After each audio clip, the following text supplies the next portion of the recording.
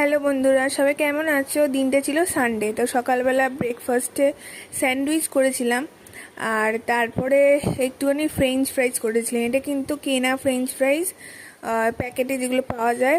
খাওয়াটা আমার একদমই উচিত না আমি জানি, তবে খেতে না একটুখানি ইচ্ছা করে এই সময়, প্রেগনেন্সির সময়। যাই হোক, বাইরে পড়ছে বৃষ্টি আর এখন আমরা দুপুরবেলায় লাঞ্চ করার পরে এখন বেরোচ্ছি দুজনে সেজে গুজে। কোথায় বলো তো? একটুখানি মুভি দেখতে যাচ্ছি, সারাক্ষণ বাড়িতে আমরা না আর ভালো লাগে না। এতক্ষণ একটু বাইরে ছিলাম, এখন ভেতরে।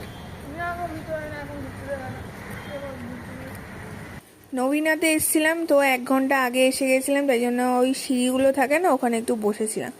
তো মুভিটা বাংলা মুভি, বেশ ভালো ছিল, মোটামুটি লেগেছে আমার। কিন্তু বাড়িতে বসে বসে বোর হচ্ছি অনেকদিন, তাই জন্য একটুখানি মুভি টাইম স্পেন্ড করে আসলাম প্রেগনেন্সিতে। তবে না বেরোলে পরে খুব একটুখানি ধকল পড়ে যায় এখন।